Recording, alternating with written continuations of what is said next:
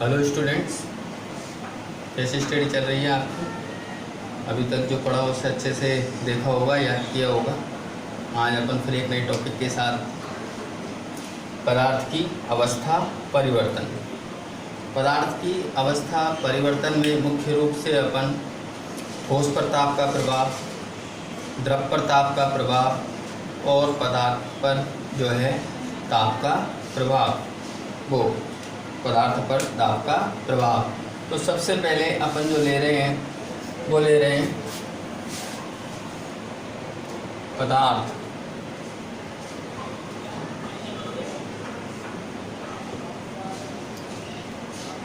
या द्रव्य पर ताप का प्रभाव। इधर सबसे पहले ध्यान देने वाली बात यह है कि पदार्थ की जब भी कभी अवस्था परिवर्तन किया जाता है, चाहे उसे ठोस से द्रव में, द्रव से गैस में या गैस से किसी अन्य अवस्था में परिवर्तित किया जाए, तो हमें ये देखने को मिलता है कि पदार्थ जो है विभिन्न प्रकार के कणों से मिलकर बना होता है।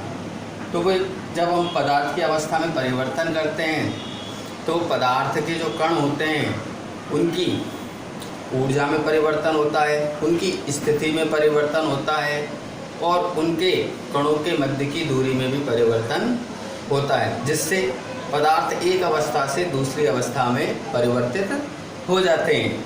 तो हम यहाँ पर ध्यान देंगे सबसे पहले ठोस पर ताप का प्रभाव। ठोस पर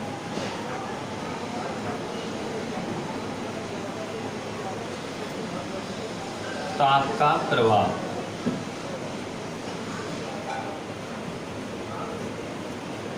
ठोस पर ताप के प्रभाव की बात करते समय मैं आपको समझाना चाहता हूँ, जब भी हम कभी किसी ठोस को ताप देते हैं तो उस ठोस के कण कंपन करने लगते हैं, और जब वो कण कंपन करने लगते हैं तो उनकी गतिज ऊर्जा बढ़ जाती है, और गतिज ऊर्जा बढ़ जाने के कारण वो कण जो है अपनी स्थिति से पलायन करने लगते हैं, क्योंकि जो कणों के मध्य आकर्षण बल पाया जाता है वो मंद पड़ जाता है, ढीला पड़ जाता है, जिससे कण स्वतंत्र रूप से गति करने लगते हैं। और एक समय ऐसा आता है कि ठोस जो है द्रव में परिवर्तित हो जाता है।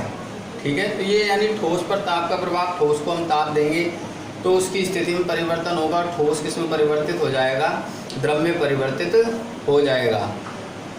यहाँ पर हमको एक चीज़ देखने को मिलती है, एक परिभाषा याद करने को मिलती है, गलनांक। तो वो रिलेटेड है ठोस पर ताप के प्रभाव से। गलनांक किसे कहते हैं? वह ताप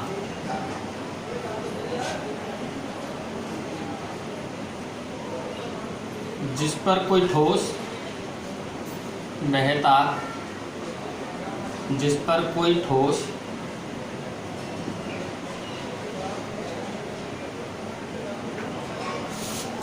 द्रव अवस्था में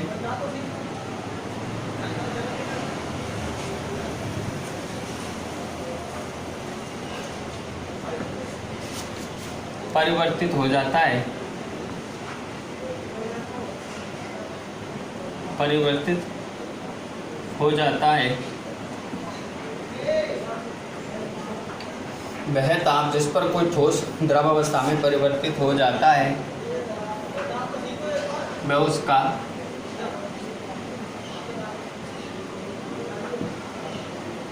गलनांक कहलाता है। गलनांक कहलाता है।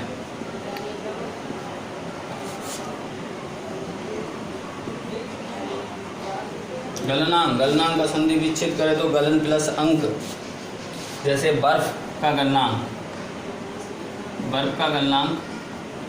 बर्फ ठोस है, जब इसको ताप देंगे तो जल में परिवर्तित होगी। बर्फ का गलनांक होता है 273.16 केल्विन। ये बर्फ का गलनांक है। तो वह ताप जिस पर कोई ठोस द्रवावस्था में परिवर्तित हो जाता है तो उसका गलनांक कहलाता है। और बर्फ का गलनांक होता है 273.16 केल्विन। इसके बाद में यदि अगर अपन बात करें तो एक चीज़ देखने को मिलती है, एक परिभाषा और ज्ञात करने को मिलती है, गलन की गुप्त ऊष्मा। गलन की गुप्त ऊष्मा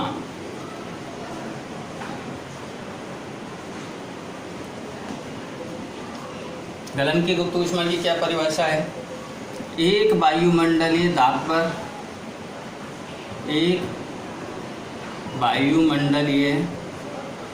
पर किसी 1 किलोग्राम ठोस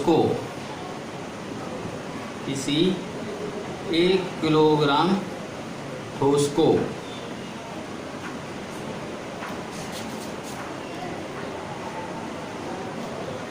उसके गलनांक पर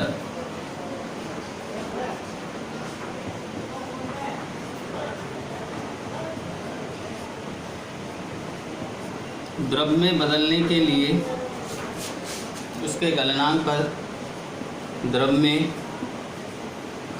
के लिए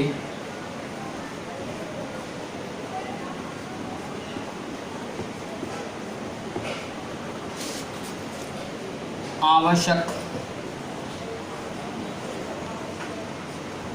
ऊष्मा की मात्रा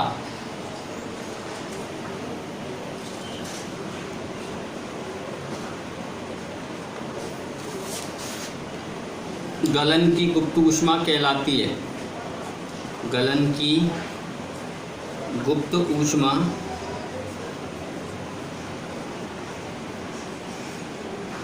कहलाती है।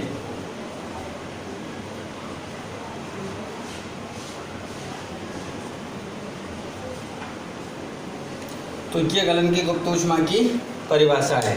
तो ये हमने ठोस पर ताप का प्रभाव पढ़ा। अब द्रव पर ताप का प्रभाव, इसके बारे में जानेंगे। द्रव पर ताप के प्रभाव के बारे में